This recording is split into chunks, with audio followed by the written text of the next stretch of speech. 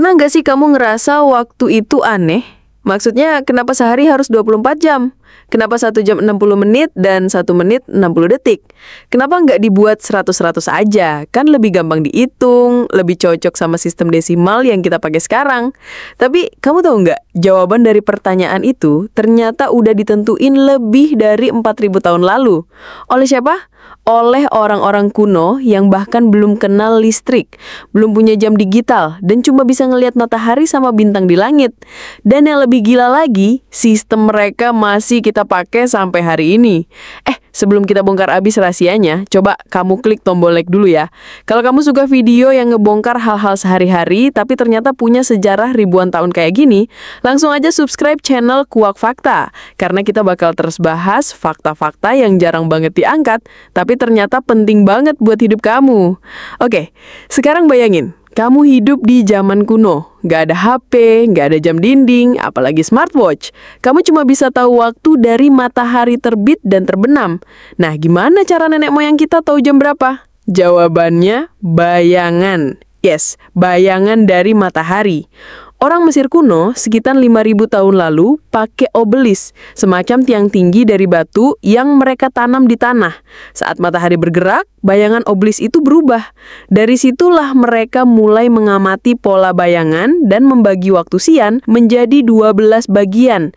Bahkan catatan arkeologis menunjukkan bahwa beberapa obelis ini punya garis-garis khusus yang menandai pergerakan jam setiap beberapa waktu tertentu, semacam jam matahari primitif. Lebih dari itu, mereka juga membuat alat yang disebut merket, semacam pengamat bintang dengan tali lurus yang digunakan untuk menyelaraskan bintang dan menentukan waktu malam secara presisi. Kamu mungkin mikir, kenapa 12? Kenapa nggak 10? Nah, ini menarik banget. Coba lihat tangan kamu. 4 jari tanpa ibu jari masing-masing punya 3 ruas. Jadi totalnya 12 ruas. Orang-orang zaman dulu ngitung waktu pakai jari mereka. Dan ini bukan cuma di Mesir, tapi di banyak budaya kuno lain juga. Jadi 12 itu bukan angka acak. Itu angka yang muncul dari tubuh manusia sendiri. Tapi bagian yang paling mind-blowing itu datang dari Babilonia. Bangsa Babilonia punya sistem angka yang nggak berbasis 10 seperti kita, tapi berbasis 60. Namanya sistem seksagesimal. Dan mereka punya alasan logis buat itu. Karena angka 60 itu bisa dibagi oleh banyak angka. 1, 2, 3, 4, 5, 6, 10, 12, 15, 20, dan 30. Itu bikin perhitungan jadi gampang banget dibagi-bagi. Mau bagi waktu, bisa. Mau bagi sudut, bisa. Mau ngitung rotasi langit, bisa banget. Menurut sejarawan matematika, sistem ini berkembang dari kebutuhan praktis dalam astronomi dan perdagangan. Bayangin kamu lagi ngitung sudut antara 2 bintang atau waktu perjalanan perahu menyusuri sungai. Sistem 60 bikin semuanya lebih fleksibel. Dan jangan lupa, mereka juga membagi lingkaran menjadi 360 derajat, yang juga berbasis pada prinsip yang sama, pembagian yang seragam dan mudah dikalkulasi secara manual. Sistem ini juga punya pengaruh besar terhadap navigasi laut dan posisi geografi bumi, termasuk penentuan garis lintang dan bujur. Dan dari sinilah lahir pembagian waktu yang kita pakai sampai sekarang. Satu hari dibagi jadi 12 jam siang dan 12 jam malam. Total 24 jam.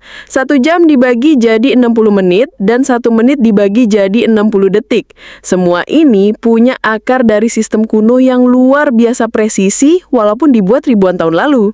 Bahkan menurut naskah-naskah astronomi Babilonia, mereka bisa memprediksi pergerakan bulan dan gerhana hanya berdasarkan catatan waktu dan posisi langit. Nah, zaman terus berjalan, masuk ke era Yunani dan Romawi. Ilmuwan di masa itu belajar banyak dari Babilonia dan Mesir.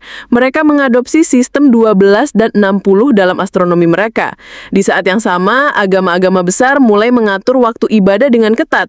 Gereja Kristen punya waktu doa tertentu. Umat Muslim punya 5 waktu salat yang berdasarkan posisi matahari. Semuanya butuh sistem waktu yang konsisten. Tapi, gimana cara ngitung waktu malam kalau gak ada matahari?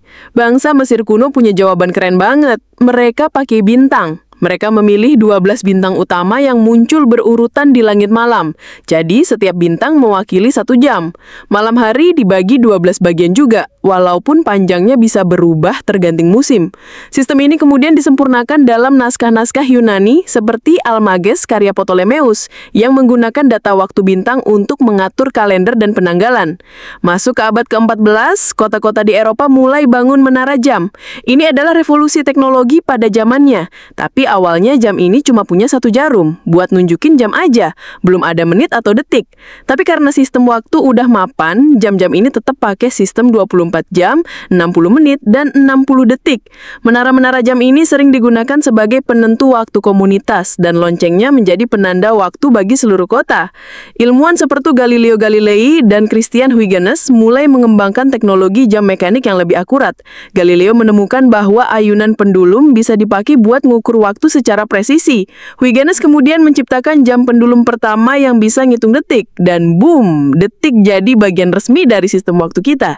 Coba bayangin, dari obelis batu di Mesir sampai ke jam atom di zaman modern, kita masih pakai sistem yang sama. Gokil banget kan? Oke, sekarang bagian yang paling seru. Apakah pernah ada orang yang coba ganti sistem ini? Yes, saat revolusi Prancis, para ilmuwan dan filsuf Prancis pengen rombak total semua sistem lama, termasuk waktu. Mereka bikin sistem waktu desimal, 1 hari jadi 10 jam, 1 jam jadi 100 menit, 1 menit jadi 100 detik, bahkan seminggu jadi 10 hari. Sistem ini disebut kalender Republik Prancis. Tapi apa yang terjadi? Sistem ini gagal total. Kenapa? Karena rakyat bingung. Seluruh hidup mereka udah dibangun berdasarkan sistem lama. Kalender, ibadah, pasar, kerja, semuanya rusak. Akhirnya sistem itu dibatalkan dan dunia kembali ke sistem 24 jam. Tapi ada juga yang lebih modern. Para ilmuwan astronomi di abad ke-20 pernah mengusulkan sistem waktu yang lebih sesuai dengan rotasi bumi. Tapi lagi-lagi masalahnya adalah konsistensi global. Semua sistem, transportasi, komputer, navigasi, satelit, bahkan jaringan internet udah dibangun berdasarkan sistem lama. Ngubah itu artinya ngerombak seluruh dunia, dan itu hampir mustahil. Waktu bukan cuma soal matematika, tapi soal kesepakatan global. Bayangin kamu lagi naik pesawat dari Jakarta ke Tokyo, atau nonton konser live dari New York, atau ikut kelas online dari London. Semuanya bisa sinkron karena kita semua pakai sistem waktu yang sama. Dan jangan lupa satu hal, jam digital yang kamu lihat di layar HP itu, detik yang berdetak di jam tangan kamu, semuanya berasal dari sistem kuno yang lahir dari kebutuhan untuk memahami langit dan mengukur hari. Dan sekarang ketika kamu menggunakan GPS, menonton siaran langsung Olimpiade, atau sekedar mengatur alarm buat bangun pagi, kamu secara nggak langsung sedang menggunakan sistem yang lahir dari gabungan ilmu matematika, astronomi, teknologi, dan budaya ribuan tahun yang lalu. Jadi kalau ada yang nanya lagi, kenapa sih sehari 24 jam? Jawab aja, karena Mesir kuno, karena Babilonia, karena Galileo, dan karena seluruh dunia sepakat sejak ribuan tahun lalu. Dan mulai sekarang, setiap kali kamu lihat jam, kamu sebenarnya lagi lihat hasil dari perjalanan sejarah manusia selama ribuan tahun. Dari batu, bintang, sampai getaran atom. Like, share, dan subscribe ya. Karena di video selanjutnya kita bakal bahas kenapa seminggu itu 7 hari. Siapa yang nentuin? Kenapa nggak 8? Atau 10? Sampai ketemu lagi di Kuak Fakta.